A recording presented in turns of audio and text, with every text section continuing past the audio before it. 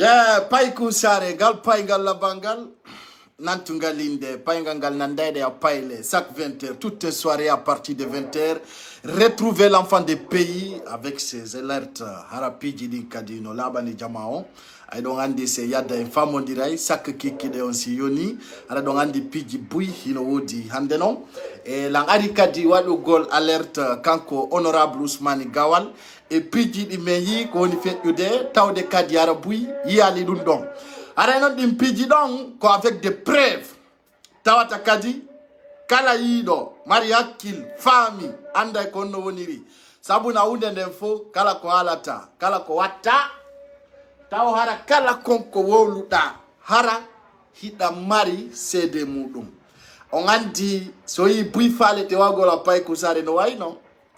hara be wawa ta haysi be fala parce que foko no fo wana gotum kodo ko min jeyi kwati kontaw ni weltano yimbe amben ka Facebook do parce que on andi kala ko pay ko sare ko unduko barkinako bi barkinado ko ayno kala ko wadi hito e mudum batte wadai sabu wadai sabu na wi sala jawdi da jama sabi jama ayba pijidi fo pay ko sare salmina no kala ko wondo e ka jodor don ay don andi se yadda e famo diray e wala teddungal e nedi ara musibbe meden be fono salmina no ko kala kabe wontiri mo kala e ko gaynata musibbe wombe darde pay ko sare o saydo pijidi no dudi ka sare meden kono don andi se yaddi e famo diray ara kayno mi andintina imamu be ben Amerique haray ato e mutade mi andintina be kaydo fatu nyelo yenna e benani ay tun one aki o yenna imamu be ben Amerique parce que don andi kala ko fet i capaz pay kusare do andu ware aduna lan fo pour un pitik hande weta taw yenna libe walla o degrada be walla ronka be manku de respect hakkunde Allah billahi wallahi talla kala ko fet i capaz ando andu dun do ngewtoy international ko dum buy falete comparagol dans la cité be tawa way be jetti lan illettré kono be wata wadugol feccere ko mi wawi ko feccere mum comme ko moitié de poisson ils pourront pas obtenir kono do ngandi ha si alla newna nayno mo awo yenna be ngima mube ara ndi Amerique ndin so tippi o ande ko fewndi ko sabina mo teddinali mawbe mum teddinta mawbe goddo kono so feta o hangak o yenni jogitibe dina lagine kan dina alla kan tele en Amerique ton so tippi ton on penganali mo hayoni ala nyuti keo sabina mo manki o respect rendinemo rendino monet ukko yite makko ko yoni sabina mono welti holla no welti mono money holla no money mono mari stress holla no mari stress you know. Donc c'est ça la vie, chacun a sa position, chacun a sa façon, chacun a sa manière, chacun a sa stratégie, chacun a son méthode. Aïe, combo forcément. Paiku sarengal, paingal la bangal, nantungal linde, paingangal nandaide o paile. Et ala. Oh, kananda dun wotawa konon tigiri oniri. Kanko to wayno. Son programme, son style. Et voilà. Aray, comme Jonathan Kondo avec des preuves honorables Ousmane Gawal, kala yidu domo, atomi holu de o preuve do. Parce que min, si minani go onenda landa bira go do buzz ara lankirda. Parce que depuis des années, Paiku Sare existe avec son popularité. Na nyallal gotal de wala balde didi. Na vidéo par semaine de elle est en direct, elle invite. Mindola ngandi ay tum vidéo de ka on fait ika pazando o jindi ender konakiri o ngandi e minnion dum wana birdi ko alla wadi ka pazando kala ko fe ido gido e gagno foppo umpitoto hakkunde Allah do kala kon fe inido tout ce que j'ai fait ici là savent que c'est original na birdi mais rare da yala e pas goddo mila jokki ajwa ko yimbe be ngaroto bagola e ore poenga aine min kala ko mi fe ini kapazando sandari atawi atawa wai tout ce que Paiku Sare fait c'est réalité. Kodono mi toroto. Be imamu be mari Amerique do. Mawbe ben Amerique. Sifatu nyelo feti. Hayeni mawbe mom ben. So tipindi Amerique ndi. Ta on pardonne mo. Ha! Ta nga chammo du few. So fe Allah taw yenni mi dara jon. So yenni mawbe ben Amerique. O yawno de balde o futen niyo. Accan dommo. Dono so yalti o yenniyo. Ara taw tippo endi lagi endi Amerique ndinde. So tippi tongo accanimo. Ah dunia. Andine mo ko sa ko landante dikon. Yeah. Ara ko ati kontaw kala yidu do Ousmane Gawal parce que comme yollata kondo c'est avec des preuves. Ion. C'est pour cela je lui dis d'être vigilant. Tida gaina kamilie na fo yidatama. Tida gaina wobe combatted. Tida gaina ka territoire ma be andi waiti capable. Be anda wai ida gaina ko gaina tako. Wobe wona e monema stratégie jima. Wobe no si be andi tunda gaina ils vont faire tout pour te déstabiliser. Si be andi da gaina walla wai be andi betawa ka ajuma marse. Fallait te faire tinkinagol dans la cité. Pas Koussare. Allah, l'enfant là. Ça c'est pas Koussare. Ngal paingal la bangal. Nantungal linde. Paingangal nandaye de ya paile. Hakune Allah. Je suis comme moi, l'enfant des pays. Kalako woli. Jama on tawade. Pas Koussare no mette. Kono ko woli konko gonga. Ndaratawa ti peut rien changer dans la cité. Ndaratawa wai ko pai ko sare ni deo wela tala nkono ko hali do kono ya de gonga. Ndara mo parce que ça ndara li mo ti stressé quoi. Et alors. Ça woni ndara li la harati calé. Yeah, harati an stress. Yeah. Harada money. Harada tension ma ko no monti. Ara jama on versu de calcium Jama on versu de calcium normal. On y do $655. Ay pay kusare wadi hito kodunge je suis différent moi. Langandi j'ai pas cherché la confiance, les hommes me croient ça. Allah woni lando. Qui m'envoie des messages comme ça? Yeah. Angulu mi wolay. Misi miari wolu gol mi wolay net. Mi paka. Qui ça?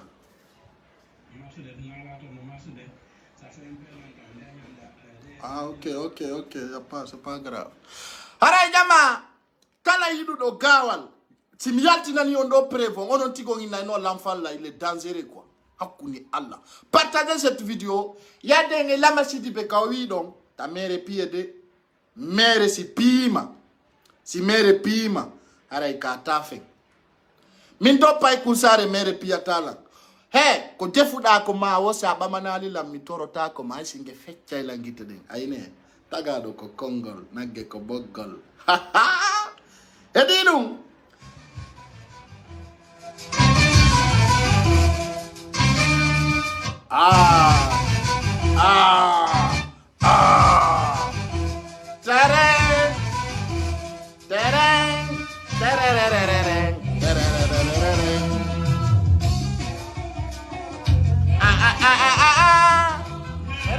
Talang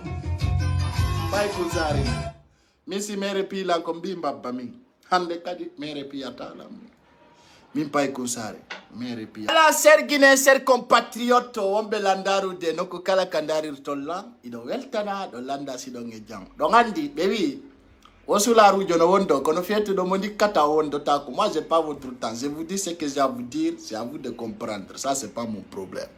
Pai kusare no salmina on lando sidonge jang no kukala ko wondong e ka jodor dong. Salmina président de la République colonel Mamadi Doumbouya. Donc andi e no ko fulbe buy woni famali.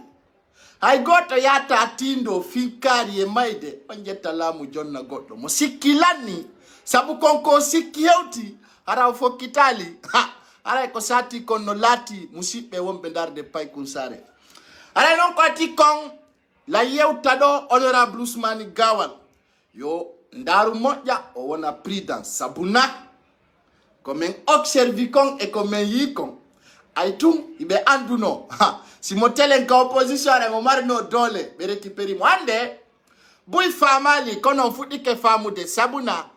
o nguddita gite monde ngittiɗo nabi yeso ande kadi me ngara tawolangol goɗɗo fiyo welto me ara me ala ma gonga kan naɓora sino welma si welama moɓa yaha ndara kala ka welma yara ton mono fala ina pay ko sare sombere nden no mettia ɗum ko hajuam c'est pas mon problème c'est toi qui vois comme ça sergine ser compatriote ko ati kon taw hande département fop a tawata ministre jo sabuna ko si ayi ministre wona si on yewti goɗɗum walla on aldidi e goɗɗum ka hande woni etino wona etino ɗum ko haju mum ton ko laggine fewda nde ɗen seeduno e Alpha Condé arina etuno wona wo ledde fi mum kono Alpha Condé yara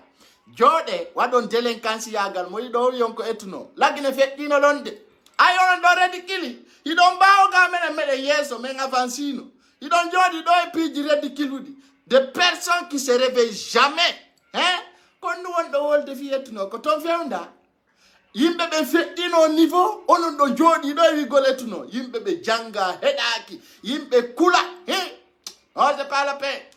sergine ser compatriote wonɓe landarde fewdo ɗo ko ati kon dumboya ko terasi kon ɗum no hecci laggine fop kono na andi ando ton ko yeeso kon woni kon falanta wolande o nguddita hakkille mon ɗen safonɗe moƴƴa ndaro yeeso ɓenni sa yahay ko woɗɗi a ndaray ka woɗɗi dumboya moɓi ministre fop on a di e kam fop oyi tout le monde formation formation naɓɓe toon kikalaje janduɗe tun ay nogonon kon ko ber komi wowlani o wo famuɗo ko ɗum wonde mi falete fankude kono ko ma mi ara mi wowlana min mi wi waɗoɓe vidéo ji fop lagini siɗa hooli hoorema tie blogueur influenceur yaltu ñande o ñande regroupe a 2000 personnes siɗa hooli hoorema ka communicant walla ka blogueur min na birdi min ko terre à terre ɗo a posa mi posa ndara kono gandata wona birdi donc dans ce cas ce que je vais vous dire d'abord ici ce soir ɗum ɗo yewnata e nowru mo kala yo naatu taw e oreille mo kala partagez au maximum sergine ser compatriote ko pay kusare yawɗo affronte ɗo ɗo Ousmane Ñelo a wonati mbabba ɗo si fati Ñelo e dégradi goɗɗo mi yiya yalto darnam ko miɗo andi tun ɗon so yennima muɓe ɓen toon mi accantamo ɗum ɗon peñana e mayona hara jama ko ati kon wonɓe landarde fewndo ɗo colonel Doumbouya président de la république chef d'état o mooɓi kala ministre jo on a doy e kan mane ya to on a doy ɓe ton e kan tout le monde fawno ton sa nanu Ousmane Gawal ko garanjo an ko sa yimo ka sa nanu monsieur kaari ko garanjo an na sa yimo kon wona wowlede iɓe naɓa formation ni goɗɗo anda ko lion sino wuuri e si maayi andi si Alpha no wuuri e si maayi goɗɗo anda ayi photo Alpha depuis o keppa ka wayruno ɗen da ko ɗo wayruɗen ni goɗɗo anda si koli on no wooda e si woodaka ɗandi anda no gasa non ara ɗum maayi min tokko mi tori Allah taw ara koli on maayi min ko ɗum mi tori Allah taw ara koli on maayi mokko hay hoore nde min on ɗo hande guineen e fenande mum guineen e création mum birdi guineen e tappale mum hay goto wolata fi koliyon goɗɗo anda ɗum sino wooda e si maayi e sino wuuri ka koliyon goto anda fi mum min ɗo komi tori Allah ala tawara koliyon maayi hande jama ko ati kon o mooɓi kala ministre jo o naɓi formation militaire on neɓay ton ko ton wono ton sari hande ka département ko senen son tawata to ay enen ɗo fof ɗen anndi ɓe yahi o mane ya to waɗugol formation Ousmane Gawal en e ko nanditata e ɗum ɗon fof no ton ɗo ya wiu Ousmane Gawal ko garanjo an walla kaari ko garanjo an walla kaari ko garanjo an na so yiidi komo yiiɗa yewtidata ka on a doy be kanko ton on a bani be ton ordinateur ji e dande a golla ha jawda a golla nay leydi ndi hari ministre be lagina ben ko be sutti ko wala golanyalla hawto dawa yotoje yara sare dulanni kakanji nyallo to ngiro jodo don ton nyallon ton be dogina o nga duppon to wonton me ganda on dey wotonton ko ton no wonton awa jama be anda son timmita mil partage parce que ça d'abord c'est mon devoir jama tada weltingolay goto sinanen may babema kaduna do tada weltingolay goto sinanen may babema ben si weltani ke mara malaika no weltani ma sombere mande wowlu gonga wala yasi me wona do angulendi yalta goddo ina c'est pas de travail wadi ko me watta ko mimi sokkaaju ne go hande kadi monati e surface yango mi pena no mo yalta fus sa ngeji kadi mi sorka ma nyamako mi bakade min de wala ka blogger wala ka wado video minna ya depoto ko pay kusare woni arde do le roi so nati min mi acca ko mi woni blogger jo wado ta video en français wado français burala fus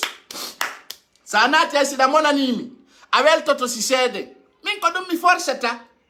sa force toute situation mo moja il faut pas forcer ya ruiteji madin stratégie maon ay go min nyande mi ari wara mi do mottondiri et puis je suis bien hakunde ngel ko tampini mi ole ke nanangi mi tinanu ngande si bisorti no ke dare moja min no stratégie di mi do mari ara jama ko tikon en senda dumbu ya kono ata musika lanali feno mu watandu dande kono gouvernement ngo miji be kakang kono be o ko wadi gol formation alla tawdum abbe mi dara taw mi hollando preuve goto wadi simi wi yo Ousmane Gawal wonu vigilant so woni vigilant nafa makko ko dum woni fi pay ko sare mo baka tuma wari wo ara mo addori ko min mari ko wowla ko min andi ko wowlati parce que ko dum alla okkin ko ndu ko do ko non ko nyammina lankala ko mi fala akune Allah apa ikon sare si ya Allah kala mo mi fala addu ko mi adda ara no laba ara no de ara no woni bien 530 partages, 10 000 partages s'il vous plaît. Nous avons déjà 2670 personnes. Pas ikushare, pas ingala bangal nantungalinde. Jama, dumbu ya mobi, kala ko wiete ko ministre. Iti toso kunganja nu, onado ikakang. Onadi tong, wala gole dande pano, dunko gole mabbe. Wala gole jito, dunko gole mabbe. Minuma ministre jibui nangi tongore. Wano abe si line dunno jodi no America no attore mum patoronji. Be dogi ni be ajoni be nangi hore ndem be wadi ni hikka. Si dumbu ya attiti be do. Hay si goddo inna ma wona ministre. Aya no c'est bon. Si goddo no dima ya argolla la leydi. Aya wona pere. Minnu ma di patoronji kayida jodi no jodi otoje wubude. Ngal yiw minnu ma sai oto wangal no sorto ko Lex 8. Kono wiete Lex 8. Lex 8 no abeja o be avion hare ko class business. Sa jodi kedon hare daroni no avion ngal yarata minnu ma. Di non patoronji don darna ma ka kanka andu don. On kan wala golle dan e pano. I countiro to photoji hikka. On anda dumbe kono nganda epi ko pisi jona biribe goy na yoto je wona sa tampi ay waytu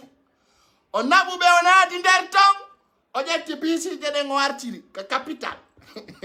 on wona ido ton wono ton on serve lady din ko yoni donc je demande d'abord 1000 partages s'il vous plaît ser guinéen ser compatriote tombe landar de osaido ido weltana pataro mono mama ministre fiyo jodo fiyo wonu dalle tala yo won hikka si dumbu ya sedi e buy be buye mabbe be ya hande kad faala ka wonde poste ministre ay lakar hay be joddina fiyo be wonu poste ministre be non c'est bon oyi kala jere ngala place fi la mon nanalika sana ba mo donga wadi to yontere ka kam militaire anyami sakarba kwa kune alla sa iwiton ati petit ka capital ap do buy démissionner goy bus are do wi amare ande kadi fala kala munani ara ande kadi kanyum sokka juude laamu tertike a wontuɗo jooɗagol e kilim ɓanndu ma wulata ɗa mari golloɓe hiɗa mari gollanoɓe ma an ko woni o koyo goɗɗo waɗani wonde a miijoto e goɗɗo sembu koyɗe maɗe a naɓama e kam militaire ya waɗu formation ina ɗo koye photoji ɗin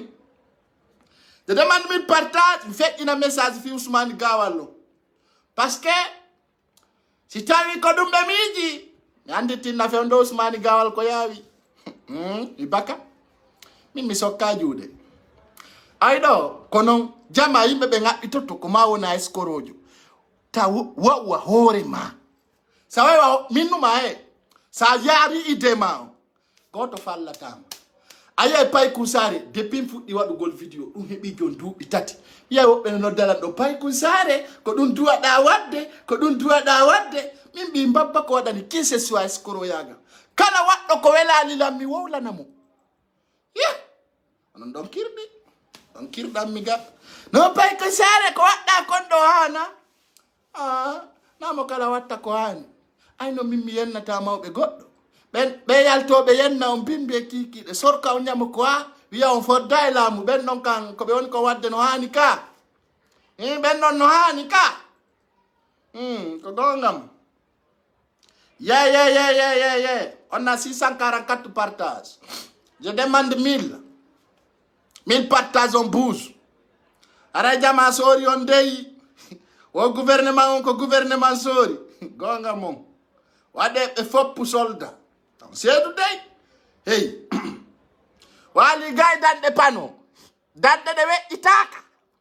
jama ɗo andi ɗe danɗe ɗo matila kese matila tum ara walɗa foccade nayino et puis no dumbuya min naali a ƴetta e laamu jonna pullo Fuuta kono kala ardotoɗo leydi ndi on tigi regilay billahi wallahi tallahi et puis sa walike a ɓortota ko paɗe maɗe a ɓortota ko paɗe ɗe sa walike ko sakuru ma ndu awlotoɗa andi ɗo min ka komin woni blogueur simi yaltini préva yeddata tu peux pas démentir je suis le seul blogueur simi naati a yeddata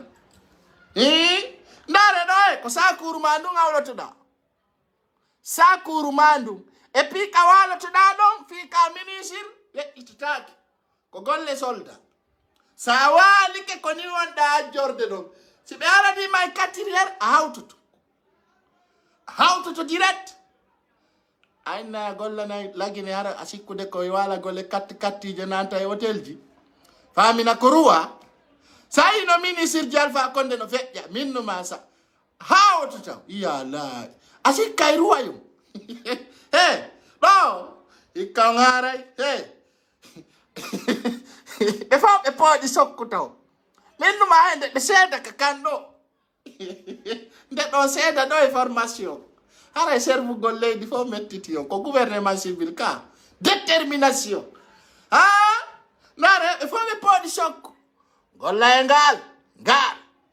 golla e ha jawɗon ko ɓe wawi on wata addande ɓe projet kono fi on woni poste allahu akbaru hikka nde ɗen seeda ɗo on ye et puis ka kanton ɓe waɗanago e biroji ɓe waɗana biroji de ɓe waɗana biroji kaɓe golla nayo sikku ko birdi a yahay waɗa formation ma ha gayna arta ka biro kadi on ye ananga hoore nden taw Mamad Silla kako abe Silla jangiɗo kaydiji joni ko yo fottutu joni jama joni ko yo fontutum kala document mo addana men courant harana kaleta e sopiti na wi koye nder duuɓi ɗiɗi courant na wowli courant ji ɗi gara e ka duusu e nga addana men courant hara courant ji ɗi miwma c'est bien mo yaltiɗo ɗo waɗa promesse birdi a fotti e Dumbuya min naali de Dumbuya jonna e laamu ngun pullo kono hakkunde Allah kala laamiɗo e sirtu makko a wattana yila ndare ɗo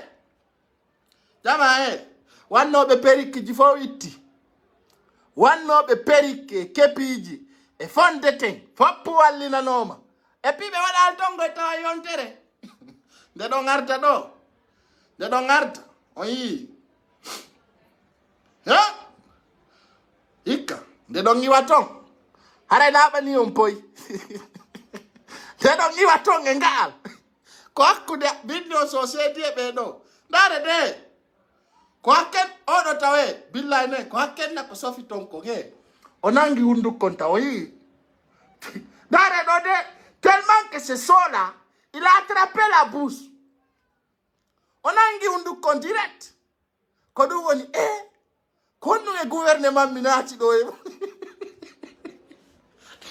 ko ɗum woni ko gouvernement honɗum mi naati ɗo ko ɗum woni ɗum ɗo jama ndare ɗo hikka laaɓanayi on poyi de ɗon seeda e dumbuya o wayra e dogal ngol poste ji hayɓe wima ɓe watta chef secteur a tawa a wakkinaaki guineyi ay tujjama o suttiɗo wurgol e hoore pompa e redere say leydi ndin de ndare nan oɗo yurmila o nangi hundukkon taw o waɗi ndare taw tellement que ko wuli kon hay signal on ɗo ko ɓaawo gaaɓe addi hakkenna ko sofi kon ko gaaɓe addiri signe on o signe ɗo signe duwaɗo hikkade yeeso on ko ɓaawo gaaɓe wattirimo wakkile kono woni gouvernement de transition ɗum mbuya huway on ɗum mbuysi o ganda tawa e fusi no mankani o yiye dare ɗo ɓeɗo anda ɗo hippore kifuneru ndu o yii signe on ko ɓaawo gaaɓe addirimo dare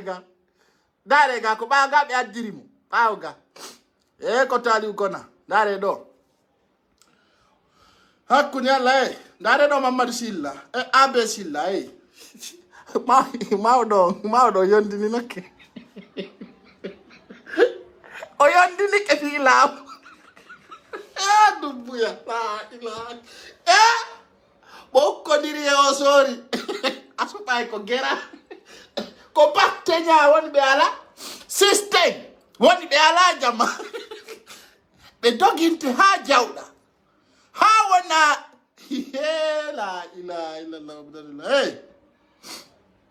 Mamadou Sylla ka yondi AB Sylla ka yondini nokke addana e men le courant ji ɗi netti a wawata yaltude nder Conakry wiya jama wanga waɗa e courant hay ka duusuji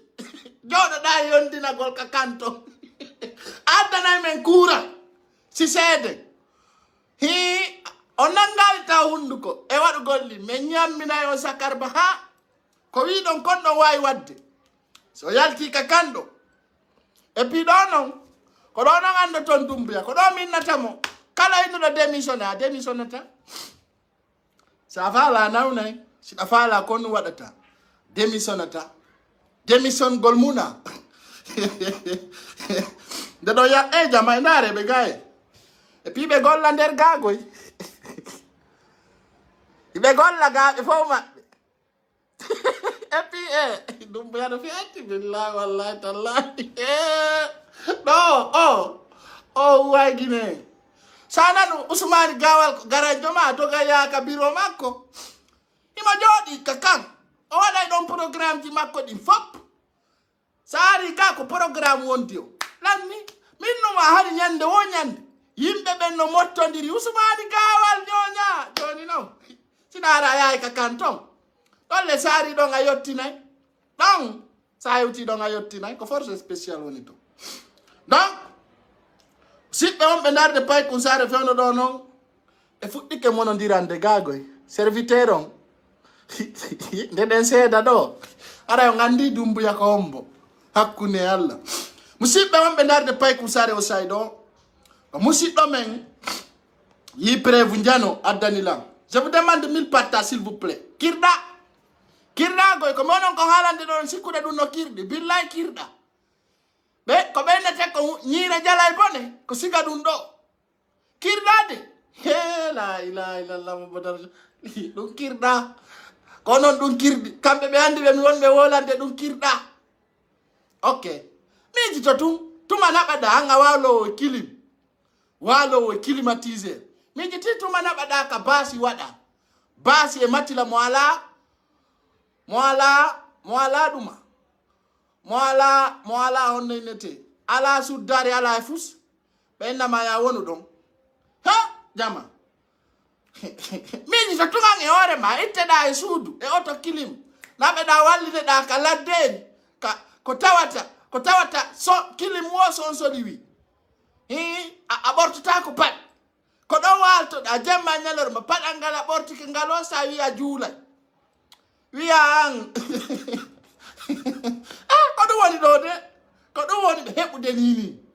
o yidi lamu ikangandai dumbu ya on ta précis je t'encourage dans la cité mi ngondola wakilima moja dare do monsieur Bassirou Diallo ino dare do de no do danko e kabe walata do do bere ko monsieur Bassirou Diallo communautaire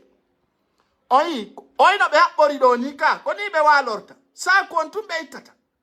dare do de no na birdi de e pi ko basi di wada ko ni be walorta to Tasik ino do ka goddo wali wala no ko ni walorta to no wala nde dumbu ya no kapale na ono fo ko do wonani ko ni de hakku no ay matilaji di itaka wala ino basi ji di ko basi di kadi wada ko ni walortonto walo ajjito birdi de ikangara la mutefu nde don sedai dun do wada do formation ay waton e pi kala wi do dun no yurmi ko kanyu ngant mi ngondo dun don mi do encourager CNRD e membre de CNRD be fo birdi on wadu gol ma gari mo ba yimbe ay ore lawi la bana jama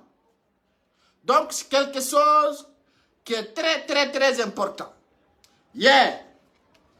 alors jama on a remarqué quelque chose ande si a woni douay sur les réseaux il y aura des personnes ko dunge ko darjuda ko wawda waye wobbe be na be yidama mi anda tumbe be yidala kondu darirta mi quoi parce que mi sida metala mi woddoto ma billahi si mi andi yidala martoto ma vrai hay hay so danda mi oto mi okkitirenga si mi andi yidala si mi andi afala ka fi am few ko billahi mi woddoto ma hayno si ko nene goto billahi wallahi tallahi sa fala kala ni wodi to ma few kono ay wobbe ara gar be famina be fala kamara be maya fima 931 partage atom feddinde do prévon jama me hedin tinnaw vocal goto ko gorko hebi yetta yore ma si bengu ma mari o comportement do ko solution on no marda terre à terre complexe 0 moins de 20 ans si bengu ma hebi o comportement do ko suudu o landi usasen jabi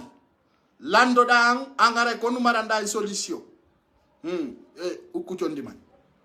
termi ngo amin hay mo satira kambandi o lando ta ko lambandi ko her saydan ko her say gara sa futti kayde minni on min birdi ala no wodi ko yewte no wodi ko wawle no wodi ko adde minni sa bi bengu siga dun do kama ay mi jomba min ko mi tog life na mi last command ko mi tog life min na mi rasta na ko mi wi tu sa bi bengu siga dun do ko no gerdata solution on dun duada wadde haray ko non buri faamu day ko no wonde mum nyoti man docteur mi ngo amin hay mo satira kambandi o lando ta ko lambandi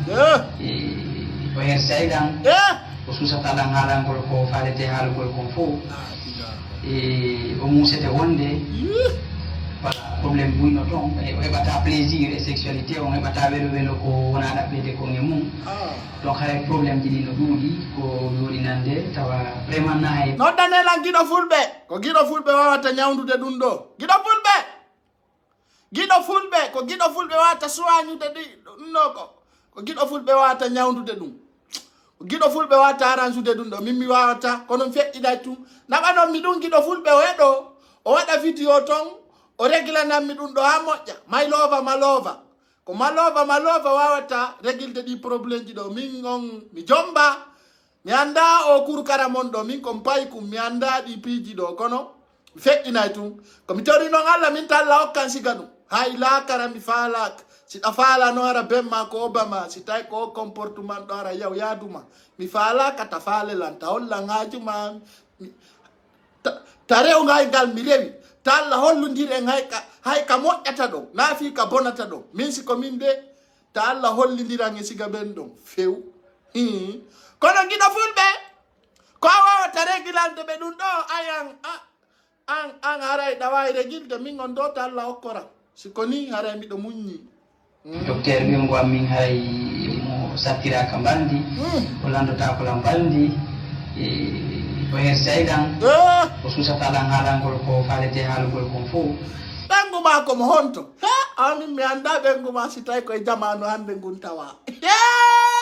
la ilaha illallah muhammada rasulullah amin mi anda ɓengu ma koye jamanu hongu tawa ay kaduna o fewndi ɗo la ilaha ɓengu ma ɗo min mi famali mo few billahi hakkunde Allah fewndo jamanu ɗo ye hay wedditiɗa entere ma ko tawata kon ko subhanallahi an ara wiya men ɗum ɗo mi naɓanay giɗo fulɓe kono accu tun jama on e ɗo nani docteur ɓiyongo am min haray mo sattiraka mbaldi o landotako la mbaldi ko her sayɗan o susata lan haalangol ko falete haalugol kon fof o musete wonde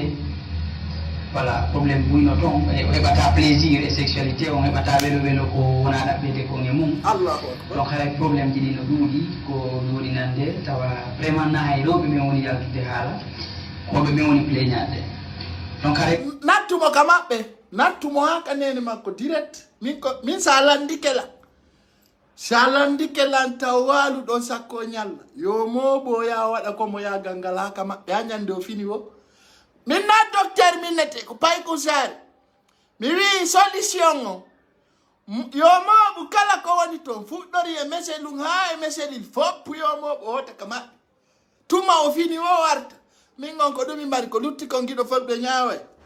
komi suɓoyi e yewtu fiyo thème par ce que ko thème on ɗo intéressant et c'est très bien kadi sa yi gorko no wakkili no tefa no lando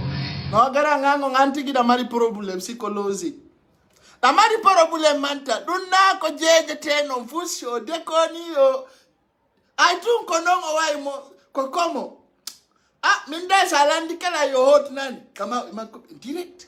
yo hotu taw o ka jeyra kadi non fewndi ɗo ni no min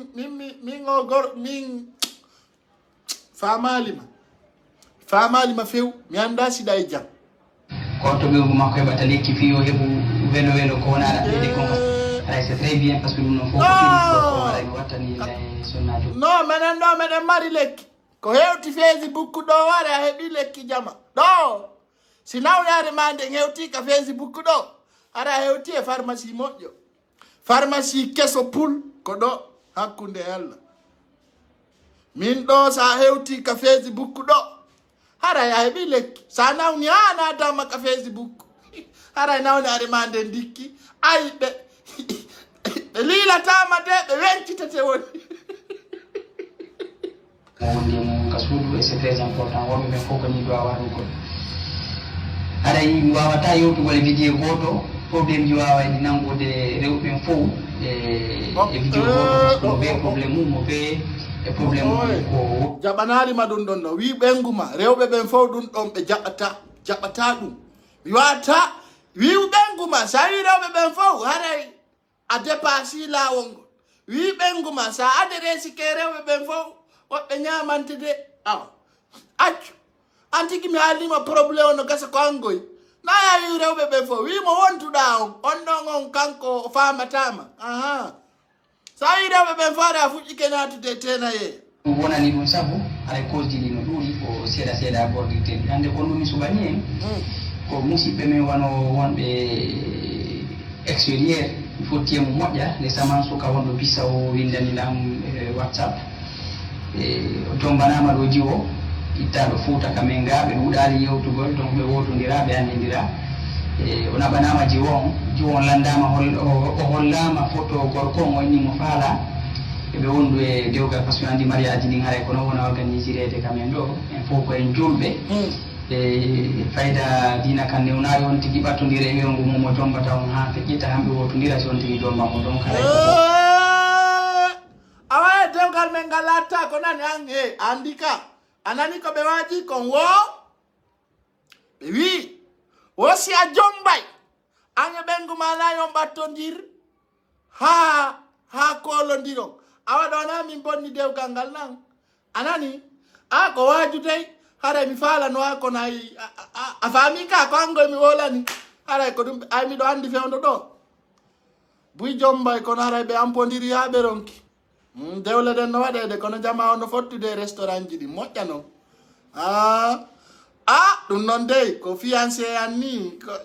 accaneme mi toña goto de e wewngu mum o jombata on ha feƴƴita hamɓe wotodira si on tigui jombamo donc haray koko sukki kamen sukaɓe jombanteɓe juuɓe tawa ha hande ɓe yewtali ma ɓe yewti kono ɓe yewtali ko ɗuuɗi par ce que ɓe wotodira ɓe suusidira ɓe andidira moƴƴa donc en réalité hara relation ɓuuɗa hakkude maɓɓe en fait donc on tigui jombane jiwon ɗo naɓanemo ka woni toon voilà donc ko ɓewnguma kono on andidira ko ɓewnguma kono wotodira ko ɓewnguma kono on suusidira no ɗum ɗo ko guiɗo fulɓe wawata reguilde ɗum ɗo min ɗum ɗo no heccimmi donc haray buyde on situation ɗo donc on ɗo on suka windanɗolan ko ɗon probléme makko on naɓanama ɗo jiwo mum tawata wotodira ɓe ɗuuɗali yewtugol ɓe andidira moƴƴa mais ɓay haray kono woni kasirde mawɓe woni organise de mariage ji gona bana kere jiwo on jaɓali ɓe famodirane o buttinalimo o wengi tigi e jonko yewti kono ɓe ala wawde yiidugol moƴƴa par ce que hay jonko no wulimo wonde e jonko no dogudemo seeɗa ka danki yo dogumo de si tawi ko anaconda yo dogay kono ɓe ƴettanta entere ɓe hokka i paygi yara giyannan waɗa voilà donc kanko wala famude ɗum ɗon ko jomum tawata ala wakkilade ɓe wawa fijitugol ɓe wawa waddugol piiji kono toon ko aden e ɓewngu mon duwa waddugol haray wala famude usasi en awa piiji ɗin ɗo jillodiri nani surtout ɓe jonko noynude no yiɗimo donc haray otte mom suuɓi ɗo ko waajagol en enen worɓe ɓen surtout par ce que haray ko enen wona jombanede naɓe ko enen kadi ɓuuri hawjugol ko si on tigui hokkama jiwo mo wotodira e mum mo andidira mum moƴƴa mo suusidira e mum to haw jammo yo waɗu doyi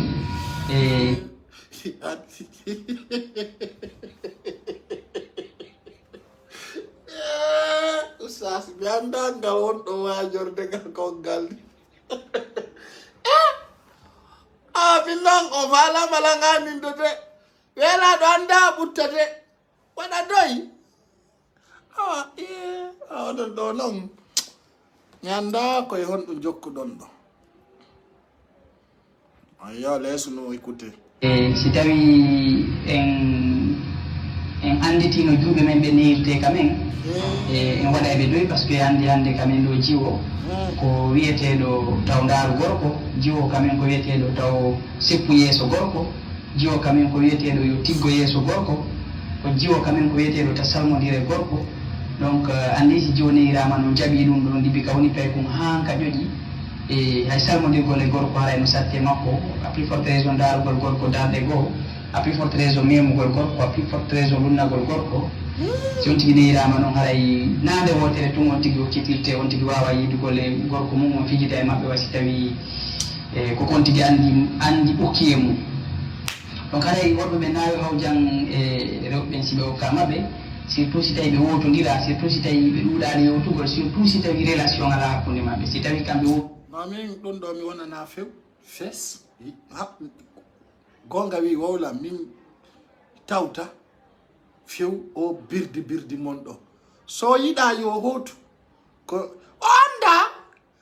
konnugo jombana konnu e pocco pacca wonɗo ngoni wadde ha waɗa ɗum nasindiri ɓe wowi yewtugol téléphone yandi ko pocco pacca noon birdi noon konnugo suɓani jombe doya ka neni makko ton giɗa fulɓe anani ɓe andidiri seeɗa haɗa no weli fi mais si tawi ɓe rewali ɗon ɓe andidira ɓe merodira haɗay ko waɗugol doyi hawjanali ɓe si on tigui addanama ji on yo yewtudu e makko yo geru wowtodira e makko yo geru heɓa temji ɗi ɓe wawata partage ugol ko tawata mo be maɓɓe no faami e mum ɓe développa ko innete kon complicité hakkude maɓɓe yo jaɓu yattidugol e jiwo on taw ɓe jinda ɓe fijida ɓe jalida o keɓinanamo o jala wala ko noon o ƴawrata seeɗa han jiwo on kañum kadi suusamo watta libéragol seeɗa par ce que ko noon on tigui watta libéragol seeɗa watta jaɓugol ko kañum kadi ko jiwo jaɓa kañum kadi no mari besoin ji jaɓa kañum kadi no wawi heɓude faale anda ko noon seeɗa addata so tawi jiwo accu fi allah o wuta haranede haalaji ko o wuta mawlede o wuta lunnede o wuta fijirede fof so anda e ɗum ɗon an a yandike mo tumde wotira ni hawjanaymo a yaayi ka faalaɗa ɗon an tum par ce que a faala yiɗugol e makko kere araɗa faalamu doggi noon camion komboni kadi allo ça va kombo kon ɗum de ari faalaɗa mi wawata fewndo ɗon minni mi wawata fewndo ɗon merci tawiɗa o sukaɓe ɓe heela huuɓa no noddanmi fewndo ɗo ni ara ɓe anda e position ma a faalaɗa ɗum an tum par ce que a faala yiɗugol e makko par ce que a faala ɓiɗɗo satta e seeɗa donc haɗay ko fuɗɗorogol sera fijida e makko jalida e makko muulamo lumnomo voilà ko noon ƴewrata seeɗa han wawa hewdugo to faala toon donc kara c'est très important par ce que si on tigui warrali noon a forciji on ma hay sa forçali mo jaɓiɓay ka moodi makko mais o wonali prête o wawali andude hay ko honɗum woni excitation ka ɓandu makko o wawali resantugol caresse ji ɗin en tant la ilaha illallah muhammadar nenan nene ye epi facteur ko excitata mo c'est à dire hay cillinagol o wawali e suusugol taw andi on yiiday mais ɓandu makko ndun haray o naali pré heɓugo relation sexuelle par ce que wala heɓude excitation si on tigui ɓaali excitation muusete si on tigui muusama huulay voilà donc si on tigui huuli kara an artirta e mum hay donc o wattango lilla e moƴƴa tawa jaɓali sonnajo mo wondi e mum on muuse warra doyi fijida on tigui seeɗa hewti warra doyi awa an wawa yidugol e makko hara on tigui sattiraka mais si on tigui hawti inni ko ballinin to reeni haray si jiwum ko ganda siko wowta si tawina ko kum suusi satta e seeɗa donc haray ko wattango lilla e ɗum ɗo moƴƴa voilà donc haray kon conseil ɗo mi mari komi jonna ɗo awa giɗo fulɓe haray ko teddungal ma nani min go ngala komi wowla ɗo fus min komi torto allah ta hollidiran e siga ɓe rewɓe ɗo kala kaɓe wontiri aduna o hayno si tawi hiɓe moƴƴi ha mi faala kaɓe wayla ɓe waylita kala kaɓe yarita allah rewnan e ngol lawol min allah tan moɓanan ɗum addirananmi komi woni mi faalaka few mi faalaka ka way allah ta hollidiran e ɗum few faalaka hara jama accela noddugol s'il vous plaît parce que min nalɗo débat ouverte mi holla on ɗo noon parce que titre on ko alerte honorable Ousmane Gawal woni komi woni wadde ɗo non woɓɓe noddete ara ɓe renuma en direct ɓe jooɗo e noddugol ma inutile j'aime pas ça quoi wallahi billahi ko hunde nde mi yiɗano asa noddila nde wottere mi coupi resimise toi min gon komi wawi ko feƴƴinangol ɗon so yi alhamdulillah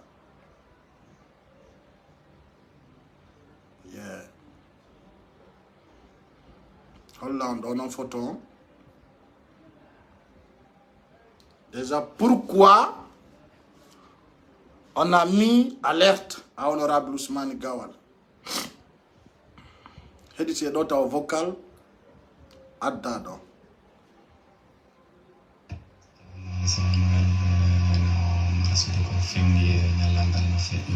ay musare ndaro o photo do ko bedani lan ko pesori be dudo wonbe ba oni ndare no be wone nyoyirde Ousmane Gawal wo ko ya wollu dum wada commentaire jide on do minne o minani minaban On a bien mis en photo.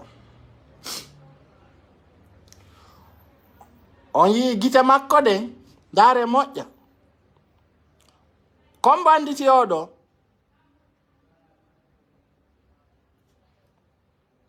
oyiɗo ko Bea Diallo e honorable Ousmane Gawal wonɗo oyiɓe ga hiɓe yiidude mo kala maɓɓe no e programme mum kono ndaare oɗo o sorijo ɗo regardez ko honno o woni ndarirde honorable Ousmane Gawal. Regardez bien dans la cité ka canton on yine. Vous voyez comment il regarde? Comme c'est des deux peuls qui se donnent la main. On y a ko fulbe dido joni diri juude. O yina be on be ndarirde. Regardez bien. Regardez bien ana lela joni hey. Dare no woni mo ndarirde. Regardez bien. Kono woni ndarirande ni. Pourquoi il vous regarde comme ça? Dare moƴƴa yitere makko de mo waɗi ni ko lutti be ko yo yaw nanga be olandoɓe kon ɓe woni wolde ɗo o yine. Mais malgré on a des caméramans très intelligents qui ont pris la photo. Regardez parce que buy ndari o photo kon ɓe wattanani la e hoore ko men postimo ko awa Bea Diallo e honorable Ousmane Gawal. Soyez vigilant là-bas hein. Soyez vigilant. Regardez bien. Regardez hein. Oui, ndare ɓe wawga ndare no ɓe woni ɓe ndarirde. Regardez ça. Regardez ndare guite makko ɗe comment il regarde. Ça c'est des signes que tout le monde doit comprendre. Mais ngaccata fous rien absolument. Pourquoi il regarde comme ça? Parce qu'il montre qu'il est triste de quelque chose. Maɗum kono ɗurantuɗa goɗɗo fiyon ɗum ɗurantuɗa goɗɗo pour quelle raison? Mais ɗiɗo piiji ɗen duwaɗi wadde alerte andintinnen ɓe kamɓe wonɓe ton ɓen kalam ton wolanen ɓe gonga. Kala ko yiɗa tawɗa a holaki ay menen haala men no heɗa mo ɗuuri kema walla kuuli kema a ñamanamo pour quelle raison? Ça ne veut rien dire. Regardez cela. Regardez. Regardez cela. Parce que be andi be ida dun do wawle. Be ida dun do haale. Les signes comme ça là, be ida fulbe be yo andi ne dun do.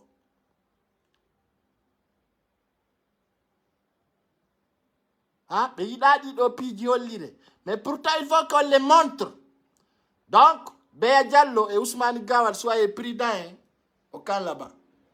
On est prudents. Mais il n'y a rien, non? Quand il y a bédou. Faut pour y image. Dans ce cas, il est dit, on est capable. Il est dit, au terrain, vous pouvez réussir vos missions. Johnny non tao problème, mais on faut que vous pouvez le réussir soudé, quand vous avez finado. Ɗum ɗon non kala ka pullo waɗa so o halfinama nokku ɓe yi mo évoluide ils vont essayer de libérer na affaire etini na affaire etini c'est-à-dire c'est des choses voyantes on yiyata ɗum ɗo goyande kono yeeso aren itta e kumpa. C'est que je vais vous dire, soyez vigilants là-bas, très vigilants. Rene nani sonnani sonnanali on yira yeeso hare musidɓe on andi balɗe no feƴƴi ɗon wanno ɗo vidéo min si tawi coordination ji ɗi fop ka opposition si ɓe addi waɗugol guide walla force vive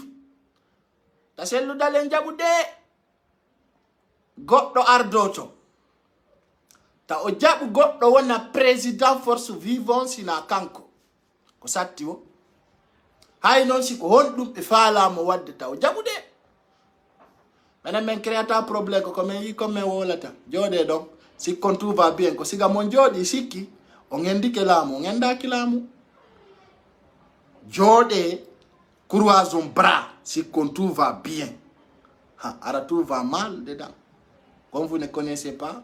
yeeso seeɗa ittana yon kumpa ni fulɓe ɓen fof no sikkude en gendike laamu allahu akbar ɓe filmu kaka fen na fewdo ɗo de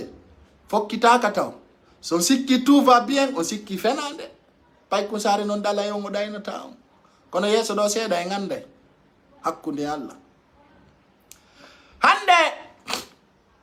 o yi wo 5 opposants raté candidat malheureux ay ko non ɓe noddirte de candidat malheureux les candidats malheureux de la Guinée wo 5 personnes on e retiri ke ka démarche CNT Mamadou Silla e nanditay ɓe makko o ɓen ɗon kadi ɓe retiri ke fi démarche on ka CNT mi alani on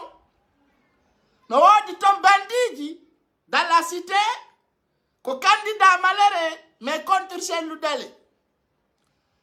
hande kala ka Cellou Dalein tawaka yora malantandi jonno sago maɓɓe kadi Cellou Dalein tawete hara wona kanko laamoto kanka yon taw jaɓude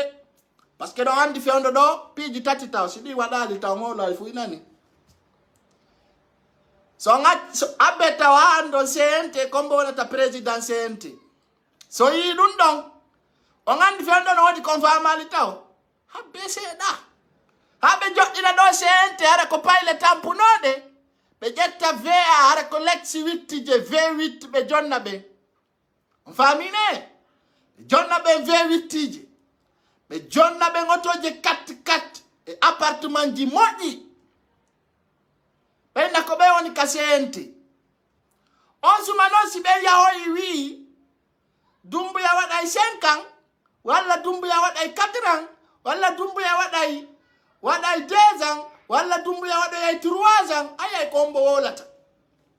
ay ɓe wi wo CNT wo piiji ɗin fof no nder ton ko non andi sino ton e si ala ton mono faala nana mono faala acca ɗon e mo wonnal ma gonga wolante fenade si CNT aroyiɗo a favori on famine aray ko haaju aray ko nambara fewno ɗo ni noon Cellou Dalein no mari possibilité ji ɗin fop brigandugol waɗugol ɗi fop kono CNT so yani ɓe jiɓita andude komɓe ɓe watta ka CNT nini tawawi fuu so ganda ko fewndi lagini ko birdi depuis fuɗɗa ko lebbi tati fokkiti le 5 décembre ɗo en tappa e lebbi tati kombo andi ko fewndi to ndandi honde élection yaate iɗa andi ko fewndi ko anduɗa gouvernement joɗɗinama a welati men ha tahawju nani si ɓe joɗɗini CNT ɓe waɗano référendum ɓe waɗi référendum ɓe waɗano nouveau constitution ko ɗon ɗon andoton mo ɗaɓɓali heɓata ko nden ñande ɓe wiyata on wana ñande guriwal bare ne ete nani mo sikkilanni fino fokkita ara hewtaka de kono na hande andoton komi woni on ko wolande ɗo miijite to moƴƴa komi woni on ko wolande ɗo maro mandi to ɗo tuma ɓe ƴetti tampuɓe siga Mamadou Toggo en ɓe waɗi ka CNT e nandita ɓe mum mi anda ko Amadou Kourouma si ko honno ɓe waɗi ton ɓen jonna otoje e ala ɓen no hajjay ko opposant jo wolata ɓen no haccita e ɗum on suma noon on suma tawa ton hara ko balɗe tati haalete ɓe yalta ɗo ñañañañaña on to fu sérieux jama ɓiɗo yiɗi Dumbuya moƴƴa ko yaltini ɗon pullo Fuuta ko banniti en ɗon ka o sorti en ɗon hakkunde Allah miɗo yiɗi mo kanata mo habbode Dumbuya mo ƴetti laamu jonni seeɗo. Soyez cruel. Sellu Dalen doit sortir, négocier le pouvoir. Ndare Mali, ndare Tchad, ndare Soudan. Quand on doit, et puis nane, lando Mali fait do et lando Guinée be mari coopération goto. France do bengu Dumbuya ko français. Ko français. Kono wata famude dungande. Oyi fewde do ni armuji mabbe din no bara Mali. Armuji mabbe din no bara Burkina Faso. Kambe français bebe. Si be tawi to marche ta be yilti to be artira di la Guinée. Ils vont faire leur base militaire en Guinée. On va ben no madi plan ji udadi. C'est-à-dire que stratégie ni fewndi. Stratégie ni fewndi. Jode si kollani wado mama yaji, jawron joldo wado birdi. Ko don andi goy kasedu den don e Sekou Ba Konate. Enen do fop jibinaay. Den andi on to sedu den e Konate. Fewndo dadi si altuno woli gonga kan o yino ko be wadi mo konka. Fop no reni. Amu siddo pullo. Sa sikki ko birdi la minta. Dumbuya wi ko wonki makko king o ƴetti o yahi o ɗaɓɓoyi ko 400 personnes détruise Alpha Condé. 400 personnes 400 personnes wi mayde nden ma laamu ngun moins de 24 heures tawi ɓe nangi laamu ngun moins de 24 heures tawi ɓe jogi ke laamu ngun jan waali talli. Dumbuya wi on ko laabi ɗiɗi o yiddi Alpha Condé pet laabi ɗiɗi ɓe yaltiniɗo photo ji fam min on non kami wonɗo Dumbuya ka yaltini ɗon pullo Fuuta soutenayi mo kono jama yeso ɗo on janga e piiji buy ko ɗum mi nani ɗo buyne wiya Dumbuya walla ye Dumbuya wi on himo heɗiti Guinéen ɓe komɓe no woni ka sente ndare ande taw opposant ɓe 5 opposant wiya kañum retiri démarche mum on fi ka sente sabonno sabu Sellu Dalen justement aro yay ɗo min non e nder balɗe tawon tawa sente waɗetake tawon taw ko yoɓe suɓu ɓe waɗa ka sente to ɓe waɗa ɓe faalaɓe ɓe yiɗi ɓen ko ɓen ɓe joɗɗinoyta ton o sumano yi on ko fewndi ko ay jama c'est pas fini de c'est pas fini kono laabanayon yeeso na ande de ko yeeso laabanoy taw yeeso ga fewndo ɗo ni ko welata on komi yaltumi wolanawo fenande min non Dumbuya walla e Sellu Dumbuya jonna e Sellu laamu allahu akbar nane taw mi ɗaɓɓitagoy on vidéo mi addana on ñande o nodduno opposant ɓe ɓen fop kanko Dumbuya wi ka nder salle ton y a certains opposants qui étaient premier ministre qui fait partie de la ridicule de ce pays on se connaît ko kanko haali ka nder ɗuma ton ko kanko Dumbuya haali de foppu nani mais bon ko tawriɗen Allah addu sabu Sellu laamu c'est ça notre choix mais piiji ɗin onon kadi tan wonu tun tawata ko tuma sappina ɗo wosi yo tawon yimɓe tawoɓe ko ber ko holla ɗon wo yiyoton on famine donc dans ce cas yon andu lannali de lannali few c'est pas encore fini c'est pas encore fini les gens qui pensent que le pouvoir est là pour vous ok on verra devant les bitati faut quitter le 5 décembre ɓe waɗa 3 mois au pouvoir ɓe joɗɗini gouvernement e ngawja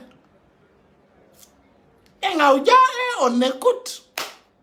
avec le temps ils vont mettre leur projet de travail jentede ko fi développement ɓe waɗi ka CNRD ton on a fi transition de mais on yiya yeeso laba na on poy yon ko dum ni taw non oni nugol si mi anduno parce que les gens sont pas préparés mi ala ni on a mi yon lamu e jidira bandi ko wakilante goto yettata lamu jonna goddo gratuit lamu ngun sa hebay caractère visage tawo ko visage nirbinido visage dangereux. Les gens te voient dans des visages. Yanda aha awana neddo mo men habbino me woni yide joni e sandari kombo hulbini dumbuya e tandi territoire o lagini hay goto ala mo hul parce que mandini c'est-à-dire il a détruit la cité o arutao o ittani yimbe ben ande ko tawata yimbe ben no mapori on say don o ari o jonni dum don il est basé sur ça. On andi décembre do be gracia e bouy le mois de décembre ils vont gracier beaucoup de personnes ko dum be réserver prisonniers be go si décembre on yewti ka be gracia ta don ko yimbe be mi janoki kadi be accitata yimbe be yilno dum don le 5 décembre yewta ka timmita ta don 3 mois nanon tumbu ya acciti prisonnier be go kadi akille guinembe be fo yara e dum don arabe wadi le bitati bientôt 5 mois bientôt inani ara il faut son ganda ko fewndi rien absolument il on jodi tum c'est-à-dire dans la tête vide nya Allahu akbar. Pouvoir c'est à chercher, on gagne pas le pouvoir gratuit. Mola moto o mayai wala o wara. C'est ça le pouvoir. Donc on dit élément benjelo c'est de perdu. Force spéciale. Donc on dit que élément benjelo be perdu fi be ndola mo alfango. Donc si kule go yaay warto. Yatangula mu jonnira ni gratuit.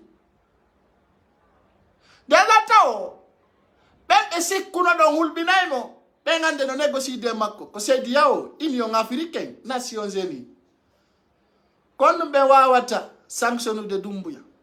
o yibe taaju makko ala voyage go haaju makko ala yawgo lay nokku ouais c'est clair et andara no boyla ni pullo darta gol Dumbuya quoi parce que ka yaltini en donc ça fait pitié mingondo je peux pas je peux pas. Quand yaltini don pullo e der kaso quand tay don yiden bitti mingon ni ala bernde darta gol Dumbuya quoi pour la dignité de l'humain que je le considère sabu yurmende et tolérance ko wada ni kom pullo o yaltini mo ka kaso tay den sa on sa don bernde no wullude wata mo dartade parce que on sa inde nyalande ari buino habbilu kono non sikku beben o ngendi ke lamu abbe asente jodo beyno no kole beyno non dernier dépose golfisente on kole 25 doka on yino 5 opposants des candidats malheureux benno tawadi conflit parce que be oui o kambe be yalti et démarcho. Vous comprenez? N'arrêtez de polygamy mapio. O kambe be yalti. O andi kambe ala de démarche. C'est-à-dire que oui ou kambe be wona d'accord et no CNT woni yardino. On andi kam polygamy yardo kambe be no de kadi wara be yade be régula dum donc ko problème.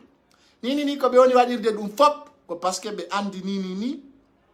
si tawi élection yahama. Yandi ko sello dalen gagno to. Maintenant pour empêcher ko be addu piji tawoji ko polygamy saktinoji piji de fita yar wallahi billahi ya des opposants malheureux en Guinée hibe wakili yo Dumbuya wonu kono ta élection ya sellulamo o dum no woni problème mabbe maintenant nanenta wobe wadde renioji wikulo hara media tawaka donc ko labi non donc ko labi non wobe ya wada renio wikulo hara télé noddetake radio privé noddetake journaliste tawetake onon ko opposant beledi ndi woko réunion en wikulo réunion en wikulo wobe wada force vive e no fiti ɓe no feeti de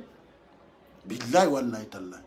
ɓe feeti ɓe wakki yago waɗa réunion ji privé alda piiji juste pour déstabiliser une seule personne.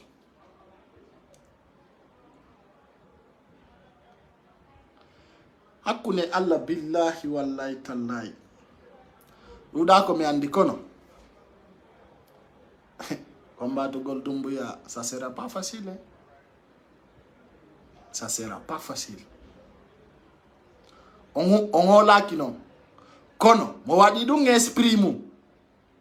haray on tampini ɓen wonɓe ton parce que ɗare ko combattant ɗo kon Alpha Condé fof plus que 500 personnes maayi honno yalti rien absolument iɗon prépare fi dartagol Doumbouya on ɗum prépare ɗo rien absolument sina haala birdire ɗon prépare on ande si Doumbouya ni jotto ɗon fof si goɗɗo ala ko wawi koyon jooɗe ko désespéré rien absolument ñeƴƴu ɗo ɓe meƴƴamo e mbabba ɗaɗe ɗo tawano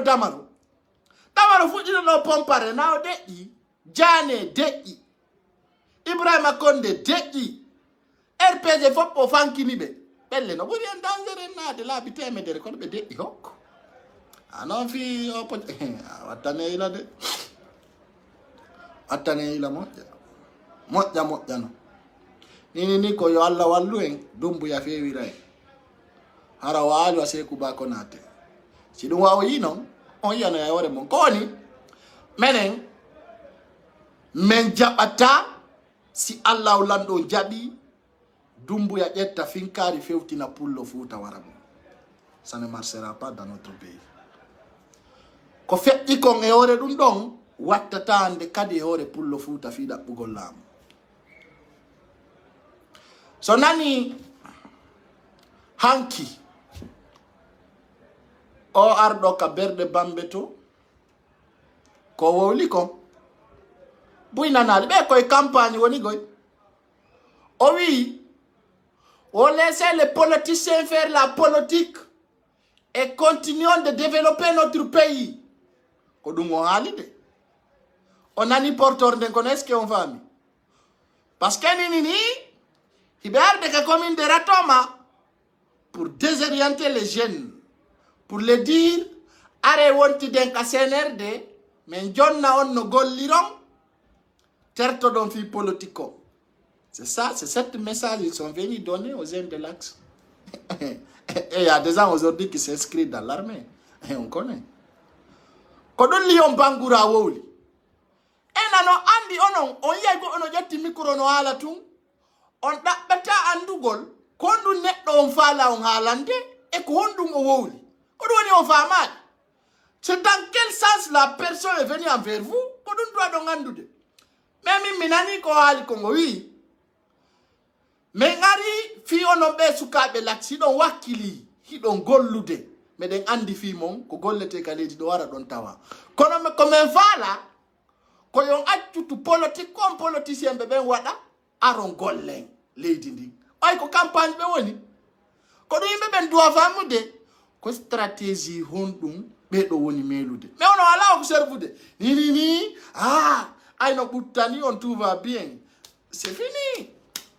on tefa andude qu'est-ce qui va venir on ala ɗaɓɓude encaissugol à l'avantage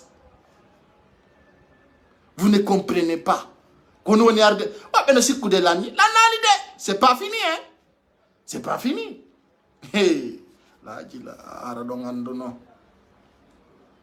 Et puis je vais vous dire, ils sont tués tous les partis politiques d'abord. Bendaru deni, toute personne, influence. Tao bedo wai. Sondari ande. Oh. Stratégie ma on no forigo. Stratégie ma. Comme na biri bedo kakanwo, hande awata yidu de ministre. Fi don wontu duno wala ko granjoma awata yidu de o ministre don. Ola na ma position mako. Hande ko wawda fena ndio awata yidu de Ousmane Gawal ola na ma position mako. Il peut pas te dire. Parce que kabe woni don, ils sont surveillés. Kala ko be geri CNRD no hande parce que kabe woni don ko ender kan be surveillé be. Donc mi ala na ondo. son fala non ande kadi yette kaye windo ndundo be iwata do nga CNT joddine be iwata ka nder kando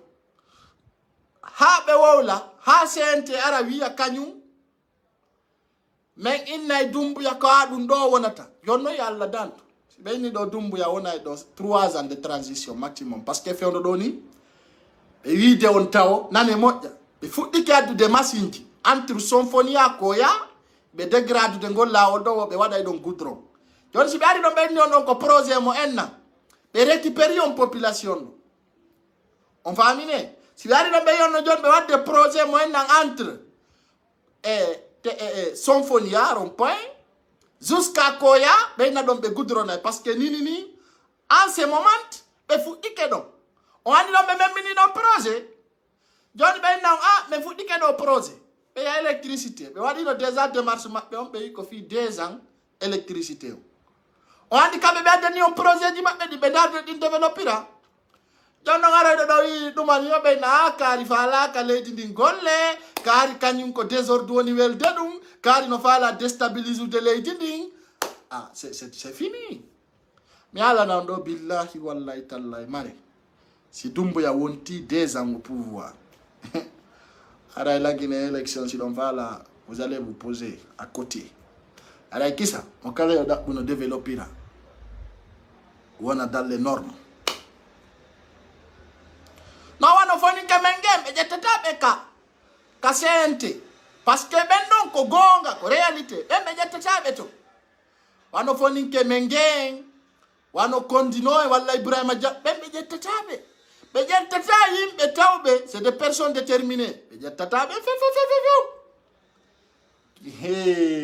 ben me matabe ton be wada tabe ay ministre fita parce que ben non ko dans les voix du peuple be woni be wada tabe ton be jettata be minni on ko yimbe tawbe kala ko be wiibe ko dum be wadata ko ben be jettata be wada ka CNT on va miner be jettata de yimbe tawbe si ben do wowli ben do wi'ay non be jettata be wada ka CNT to be jettata Aliouba il peut pas être là-bas. Est-ce que dans l'idée Aliouba no la vie il parle pas. Mais on kala mo be andi. Si woli be wola wala détruise un programme di mabbe di ngon non taweta ke nder to. Ko yimbe tawbe ko ben don wawa ko position mabbe on ko ndare taw écoutez attentivement sur Guinée. Be yewti ay ko onno be nomiri ministre be mabbe be. Be halifo be ko audit wada be lando ma way tu peux faire ça et ça inna oui on te prend on te donne une place faut pour nous andi oyine et puis dit l'on propose Dieu dispose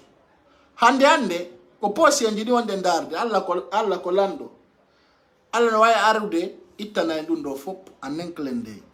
ay ko Allah woni sabu Doumbouya itti Alpha Condé donc dans ce cas déjà Pandirton Doumbouya il était très fort très intelligent on dari taw kala intimiday do mo ko armée ko limosimo direct sans parler on dari taw kala mo andi way o do dartotom o andi way positionnement tu n'es pas dans son ordre il t'a mis à la retraite directement. Kala mondari otawi tu vas l'affronter woni azmano timmi woni timma tu vas tu t'en vas directement il te limose automatiquement il a limosé combien de généraux ande sandari wombe ben karme ton fop ils sont dans son ordre so yibe se ko se so yibe jawru be jawra so yibe joldu be jolda est-ce que ande no wodi wondo modarta gol don personne wata mo dartagol parce que ande sondari ano les gars que je vais vous montrer Michel Lama ande kaka Doumbouya jodoto donc ko dombe jodditamo sandari wano dun no voice extraordinaire piji dandan do hore mom piji wondi fatal ala na lagine be do na don lando video si fatu nyelo no yenni mawbe be en Amerique mi fekkina do fi so tippi ton yo be patimo non mi sabota mode je l'ai pas saboté mi sabota Doumbouya de min ko proposition ça c'est mon idée position ça c'est pas un sabotage mi hala na ndo unde wote mi sabota ça ne changera aucune position de leur programme hein. Ça soit clair mais mi nata yo pour le foot sabotu Doumbouya de jamais je le soutiens dans la position de notre défense inde lundo mi sabotade kono non comme yi kon e comme fami kon to mi ara mi holla undum donc na pocho ka Doumbouya mi hali kad minimo mi wata dar tagol fi ka yalti don fulbe futa ben ça me fait droit au cœur. Mais en réalité on kadi andi do wodini si coupe la nuit ande kadi et tout va bien et ça c'est pas fini hein. C'est pas encore fini la nali mais na andi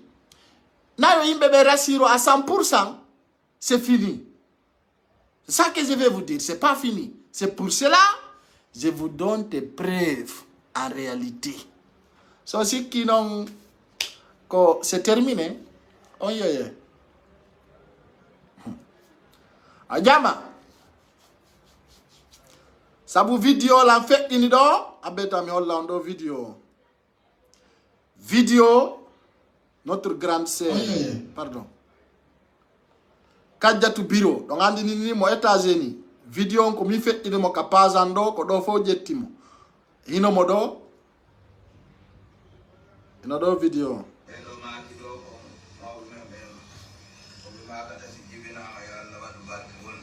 Mawbe teddube hino Amerique ga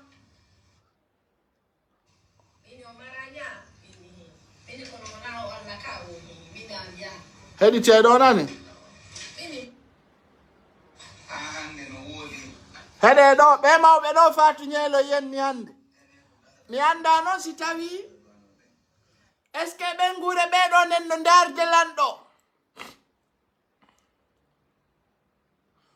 jode donc jode wie transition restez là-bas mi woli ko mi wala takom est-ce que mo be do ben no darde lando bi be mabbe be ngare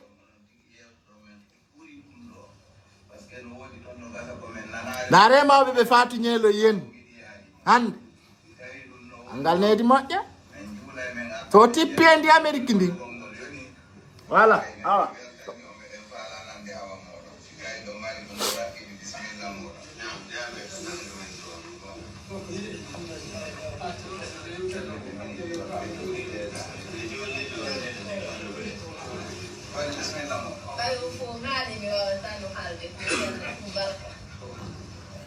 comme il fait une vidéo kono e jaadu ngeƴaali e ɓernde faatu ñeloyde nene ma hay woni kujjo ko nene ma goto ta daro mawɗum yende ma tiwe ma piye ma jarribe hara hunde waɗani ok kala faala ɗo vidéo ɗo wawa mo argol ndaro yakka nder page ga joni noon mi yaltinana on ka fatu ñelo e remonti ɗo yenni ɓe mawɓe ɗo parce que ɓe accueilli Kadjatou bureau comme une princesse la reine de Bagna andi si tawi ka debbo marɗo puissance ka yawɗa wara eɗa teddina regardez on dirait que une roi la reine ko ɗo confirmé o patinani men fa aya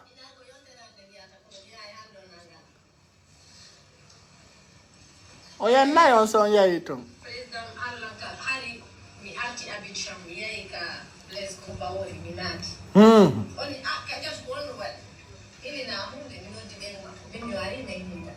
mi haalani mo armo jogi tas café on tas café o yani woni makko ini ko onɗum waɗi ah bon o haalani woni tayaw woni par ce que o maragna si ɓe ini o maragna kono ko on dictateur ɓe on si weli mawɓe ɓe si weliɓe hatta ɓe wola ko weliɓe ko walliniɓe ɓernde on kirɗine si jama o weltike ɓe weltike de so o tippi e ndi Amérique ndi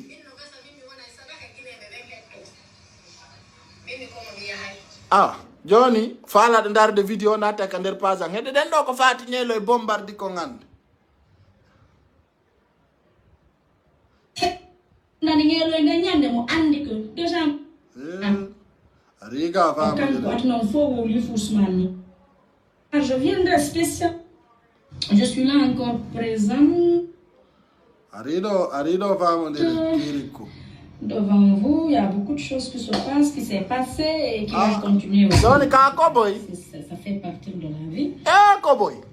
Et... Cowboy, j'ai vu une vidéo. Depuis vendredi, j'ai vu la vidéo. Je n'ai pas parlé juste parce que... Moi, malgré Andy a fait parce que aini jandarta pasango jano ngandara igoy la ndara ne ayay bebe ndara yande ko boy. Je pense que le moment venu j'allais parler de la vidéo. Et les soi-disant vieux,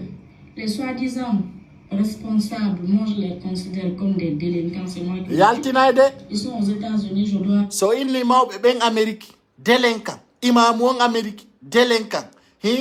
o wi o yenni mo ko ba ben Amérique sabu hibe yide fatunyelo en no mari bibbe so tippi endi Amérique ndi be tippa e makko yo ko mabe humpito ko wonde ko gerude bibbe mabbe be yiya ko dum mi feddinay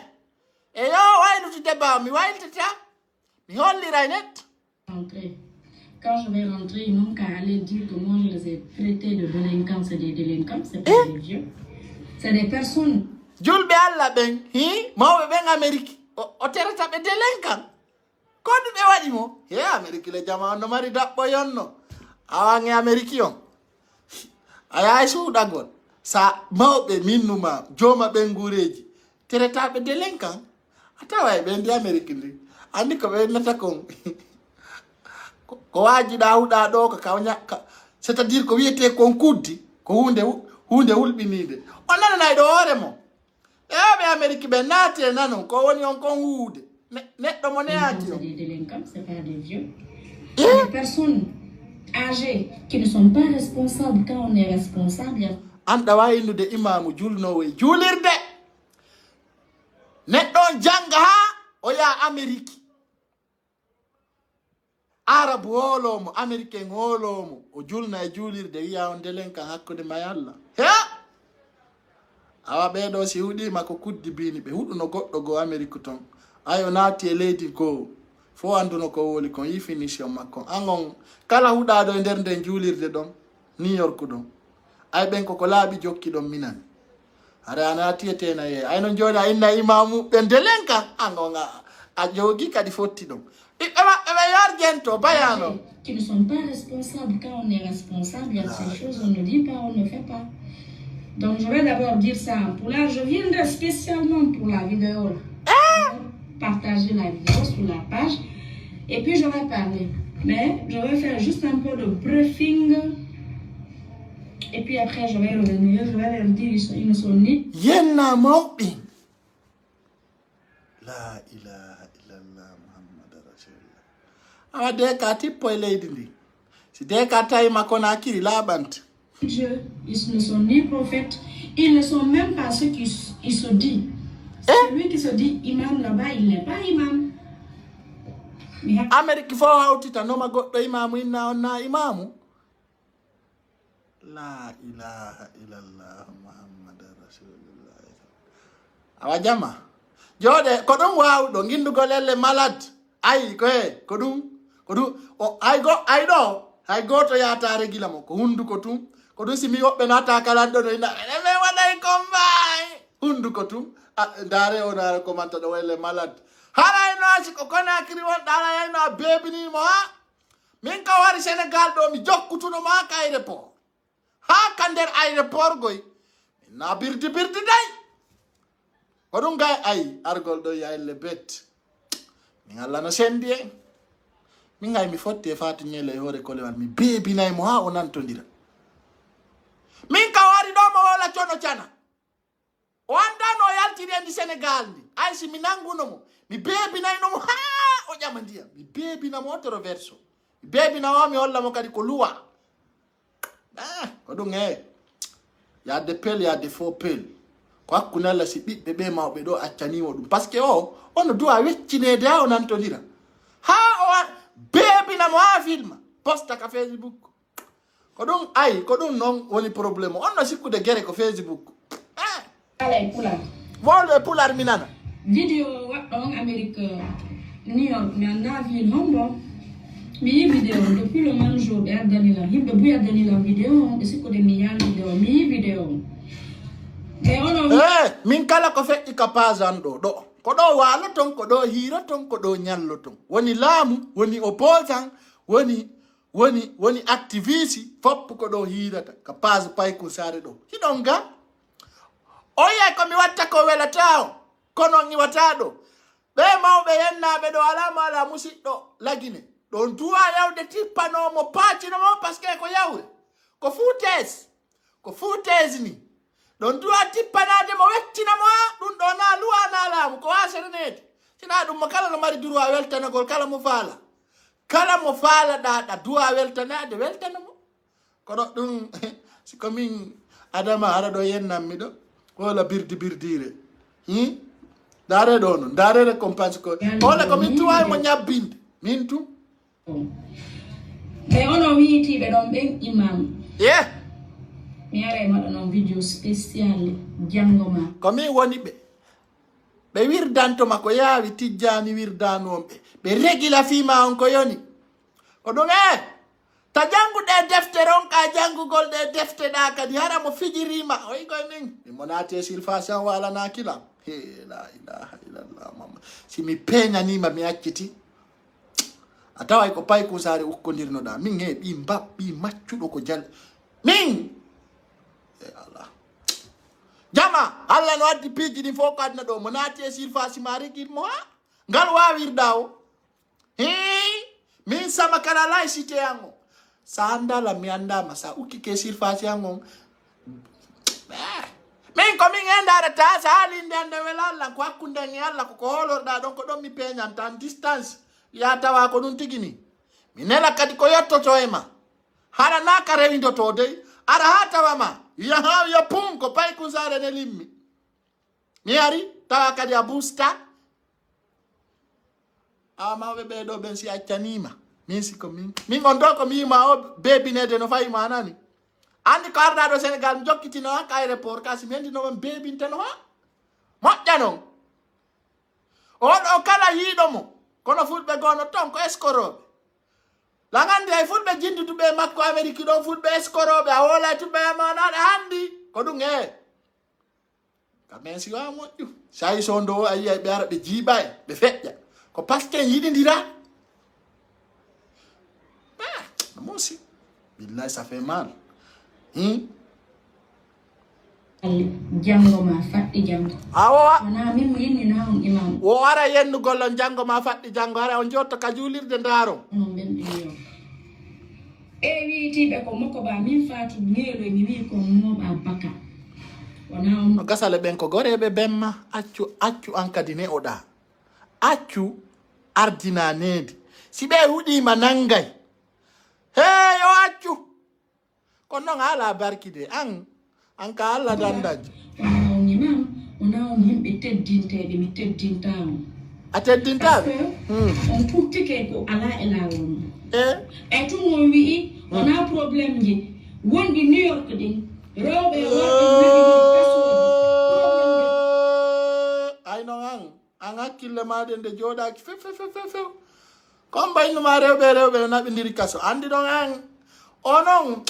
o ay darugol mo no rondi muskila janogoy o mari probléme psychologie few non ɗum o wawa contact courant o moƴƴa ko kamɓe woni justice ka ko ɓe avocat ok foyer fo no andi ko num fewndi New York rewɓe no saggini worɓe New York worɓe no saggini mi ari mi umpitaki ɗum ɗon de an ida umpiti son immanike on di Conakry ndi ngon yeymo son immanike mo recherche ay ko numéro makko on localiser ha ka makko son immike fi daɓɓutugol mo on yahanay mo weccino mo o jawɗa beppina mo o nantodira et puis ay goto so kala beppindo lagine ko fusi yaltata nati mamadi e bemmu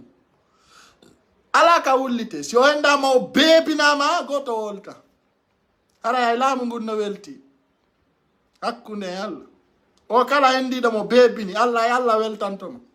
kala beebindo faatu ñeeloy aljanna firdawsi no habbima par ce que aray ko kefeero Allah weccinɗa kala beebindo faatu ñeeloy ha yoni beebini mo ha aray Allah no maranma aljanna firdawsi amma haya tumminnuma ko automatique ka aljanna haya waɗata escan minnuma ko siɗa faalaɗa wawi mayde nde ñande ko direct aljanna direct firdawsi minnuma a waɗata hay ni kono ɓe ɓaylene Conakry ɗo ko birdi tu haala tu ta yiɓe wola ɓawo hemenen komen ɗum ara ko ɓe haala accamɓe yawgol pooɗa kala ka artiste hirata rewɓe no saggini worɓe New York worɓe no saggini rewɓe New York himɓe mari probléme de foyer ɓe mari probléme de paix an non ko probléme foyer on ɗum marɗa an taw ka wonɗa ɗon hay wola fi probléme foyer ma ay toi ton problème là c'est ta bouche très dangereux e on mbuuɗi affaire charge support on wo ko on imamum sikkuno ko ɗum ɗon warano ɗon débat on wowlon waajo ɗon wat si kefeero Allah on naadama ka mbabba ko ɗum ɓe wolata ɓe wi ɓe welti ko min ñamma fala kon ka mbabba miɗo wonani fulɓe ɓen no welti ko ñeelo e meƴƴa kon ko mbabba meɗen duwaniɓe Allah waɗu barke e meƴƴuɗo mon ka mbabba meɗen welti ɗum kay hatta ɓe welto si geddo Allah o naadama ka mbabba nayi jama welto no welta meɗen duwani dumbuya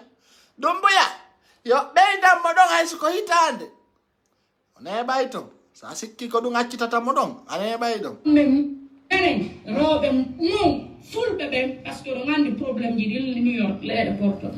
fulɓe ɓen an noon an na a pullo an ka sérifujo mo murtani tiyede murtani si fi fulɓe ɓen no wolede tawattuton hoore ma a wino na a pullo mene mi yaltininoma ka lissi fulɓe a wino ko faatu konde donc si fi fulɓe ɓen no wowlede an a tawaka to somi hendi ke carte d'identité ma mi sunnaymo ñande mi nanti ɗawiya ono rewɓe fulɓe ɓe an ka maninkajo ayino ko faatu konde inneteɗa ka changino ɗum kadi ayi hakkilala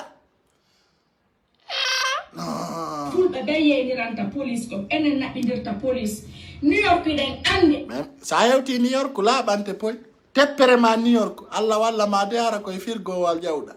sina ɗum si ɓe hoccima ko hakkunde Allah a yottinay nedde a yottinay Amérique probléme dewle wonde ɗen ko enen fulɓe ɓen ɓuri hebbinde probléme dewle Amérique ko mi sikkuno o si o feni so feni ventilateur panɗo ruula yakkune Allah ko duɗɗata kon ko ful akon ko combien de millions guinéen woni Amérique ono mari problème mari ko yawton no marno débat ji ɗi wowlon ko ɗin ɗon areno ɗon wowlon yawton menen menen noon ko fi deka barkina ɗon ayo hewti ka saari Amérique min tawi ko min tolnumo min weltanomo min duwanomo si tawi noon ɗum walnakima a yennima muɓɓen e mawɓen Amérique a sunni pita umma a tawa ɓen ko américain people si Allah jaɓi a tawa ɓen ko américain people a wata yennude joom ɓen guure hoore fenade anda fof ko na fo yennete tawa ɓe ɗon raɓe mum menen ɓiɓɓe mo rewɓe yewton ɓiɓɓe mo worɓe yewton ɓiɓɓe mo rewɓe honɗum woni yimɓe wajakima ya ay ko sombe umma honɗum woni yimɓe wajakima ala ka wajaka an a nana waaju an a yiɗanana accu sansa bandiraɓe amen worɓe e rewɓe worɓe ɓen min mi sikkuno ko ɗum woni imam mi sikkuno aɗen ko wiyaɗo imame makko ba ko on to imamu Saliou Camara woni wayri yiwde on hay e télé hakkunde Allah ammo en nata imamu no kirɗi ga Himɓe moƴƴinoɓe na himɓe bonnoɓe min mi ni onon New York worɓe jooɗinoɓe ɗon ɓe mi wi on min miɗo ɓuuri o wondemo ko ba ko moɗa baka awa ɗum mettima awa ñande tippuɗa ndi Amérique ndi hakkudan e Allah min wowlanma ko ay min mi yahay Amérique parce que ɗum ɗo siɓeɓe Amérique ɓe accanima ɗum ami anda on to ɗum ɗo mettimmi koye billahi wallahi tallahi hakkunden e Allah ɗum ɗo musila billahi wallahi tallahi oh my god anda wa yennude moko baɓe fulɓe jooɗiɓe Amérique ore fenande non c'est pas la peine quoi non metti quoi wondemo ko ba ko moɗa baka awa ko wecceje ko min wowli min noon mi yahay Amérique awa boro si ka ɓiɓɓe ma yaw Amérique min kadi sa hewti e ndi Amérique ndi mi ronki melude ko beebine haray pullo foppu soɗoto mi yara hakkunde e Allah min wowlanma hakkunden e Allah billahi wallahi tallahi wondiran e kamilu billahi so tippi Amérique mi finance ay $5,000 à mon argent espèce hakkunde e Allah dans mon compte je vais financer $5,000 ko beebine sin fenayta julɗo juulam fure andala woni ko min ɓurma huɗede min nal pullo fuuta finance a ittana pullo mone kono min sa tippede et puis lagine kadi je t'avertis mi wona e saabu beebineɗa ha kala ka yiyaɗa andala woni mi suulora ɗum goy a wata yaltude yawɗa ɗo jamma o yore fena billa siɗa mari sombere a dartoto deka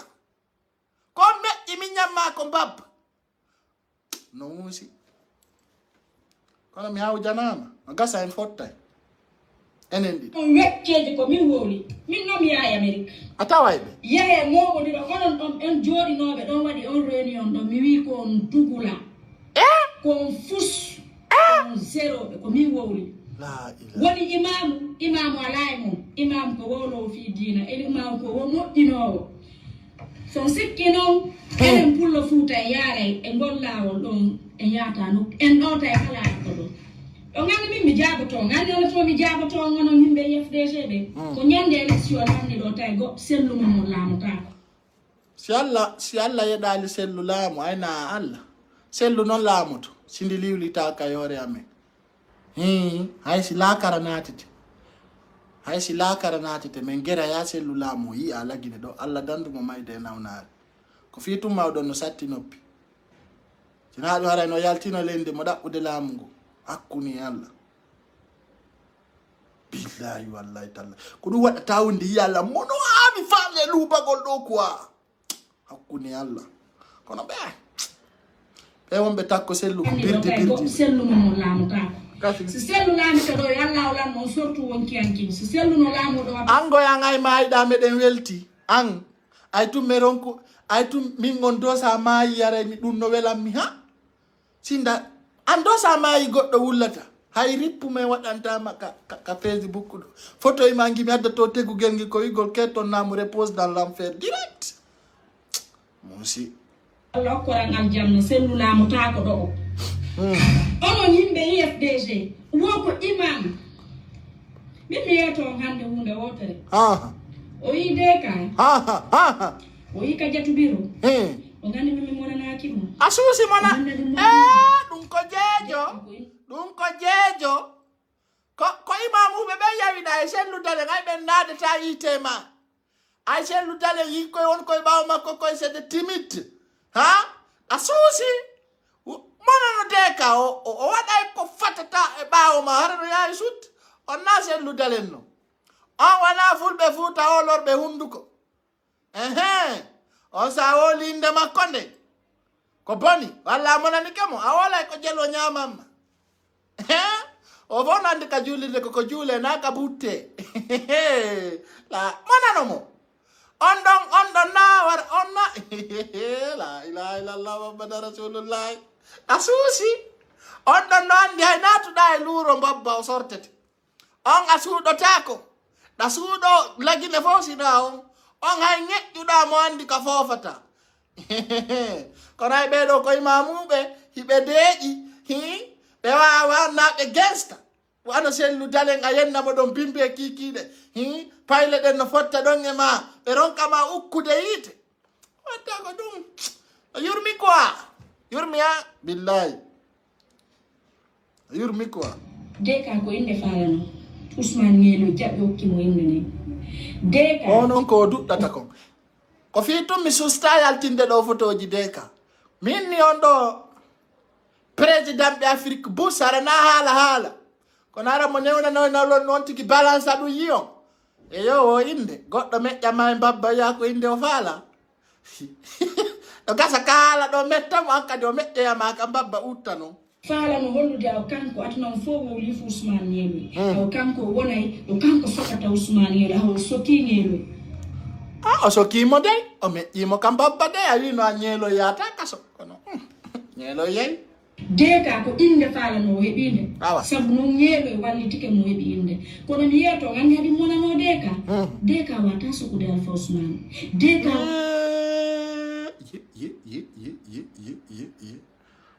ay no an amantal ma on no fandi goy ina mo do ko pilenti on bo mejji mo kam babba ton wata sokude Ngelo ko min jeti on deka no ande o wawata sokude Ngelo deka no andi na kanko sokude Ngelo Kombo soki? paro mo be bakitori mo e soko alla hollube ha be yu buddu be naadi kollum ko dum wada deka no sokude Ngelo saka no Ngelo fe no porte plainte ma ko mande wata min mi ala mo ne deka asusta goy min mi anda deka mi kan inaati kadi mi anda deka ha hande put don non no mo jamma don no mo jamma si don sa fijiri don ko hakkunde ngi Allah anda e gimbe ko lubete ko hakkunde Allah don sa fijiri don bappa jama o yi o feta ko wasere nedi o wondi ko wasere nedi o wondi deka wana dalen de hakkunde Allah deka wana dalen billahi wallahi tallahi piji bare ya gine yawo ko sellu dalen hollo ton ayon kanyun no munyi o awan parce que mi sa wadi lan ko ela Allah mi halante ko nata tayma fala daro eden ka tribunal ona de ka ngon na birdi baba wona yakkude ni min ko min jaaji makko marno problème ko jaaji makko yendilam me yotti ko min jaaji makko ara do so goddo no woni hakkunani no nan ko ha hande puttere wona hakkunani no gasa kadi goddo wona ta hakkunani deka jaka kono deka mo andi ko woni do mo wa deka saari do mi fodima mi luway sal burdo sattude ngo Dakar do mi noddita Guinée fop warato mi wolamma nyande tippuda e Sénégal ndi fop mi wolamma si Allah lan don jabi kala ka yarda yaduna meeting fawikema mi wolamma kala ka yawda e aduna me wadante meeting hakkunde Allah surtout non c'est ko Sénégal do non si minni mi mottindiray jamaaw mi mottindiray si minni mi mottindiray jamaaw mi mottindiray be nyande kala arata Sénégal do ko mi wolamma atawa e pullo futa ko balawal ko nde nyande andata si pay kusare no di pullo futa wondo Sénégal be nototo hara wana ko wiyete ko pocco pacca men nodditi be ara ko sappo arata mi ngalamma nyande tippuda indi Sénégal ndi mi wadday do assemblée mi jetta peresiji di fop be ara wowla hara e France 24 yaltinte andi be je suis capable de quelque chose. Je suis capable de quelque chose. Je suis le seul blogueur guinéen qui peut réunir 2500 personnes pendant 2 heures de temps. Je suis le seul. Il n'y a pas le deux. Mi faut dire madou. Hakune Allah. La ilaha. Mi si minni hajuma moƴƴay Dakar do moƴƴay. Min hay artiste yari do. Si be wona le Congo la hay be wadi événement be bata yimbe. Ndare concert ji feƴƴuɗi ɗo ɗi fof kam yaali to ayata yimɓe ayata perso mi sokka juuɗe komi wawi ko miɗo wawi programme jandinno mars mi sokka juuɗe min miɗo andi ce que je suis capable mono huti ɗum min mi hutaki wata sokude Ousmane Ngelo deka no andi ko ɓe soki ko Ngelo ɓe kondani Ngelo e nde ñande mo andi ko déjà mo andi honɗum o andi Ousmane mo waɗi ay huccitama mo o yampuno ɗon time moni parce que ñande do awa a fenay ñande Ngelo e kondane hari a yaala hay nder to naari ɗaka oto humma ka poti umai da wala ton nyela ye condamné kon arondi penale hayari ya hewto yali ka tribunal to hari ya hewto yali ka tribunal dayna do nyelo ye condamné adna fo nandi ko fenata kon ono fini o ko fenande wadi pati makko enyen doa wola Nielo condamné ko fulbe condamné Nielo a été c'est les Peuls qui ont condamné Ousmane Nielo parce que pour eux quand ils condamnent Ousmane Nielo ils n'ont pas condamné Ousmane Nielo pour 2 ou 3 raisons. Ils ont condamné Ousmane Nielo parce que Ousmane Nielo est Peul, parce que Ousmane Nielo soutient quelqu'un qui n'est pas Peul. Imamai wali maya moyi afena feuna ko do yaltinta do minyama ane baydon sa sikki ko do yaltinta minyama ko kaso ane baydon afami no watato nga nyallal ka Ousmane Nielo empêche Cellou Dalein de dormir, empêche tout IFDG de dormir. Et je dis hier et aujourd'hui, j'ai vu Ousmane Nielo, il dit, même s'il va mourir en prison, il prie tout le monde de continuer le combat contre Cellou Dalein, d'empêcher Cellou Dalein d'accéder au pouvoir. Et vous avez blessé un lion. Quand on y est là, il faut de Cellou Dalein.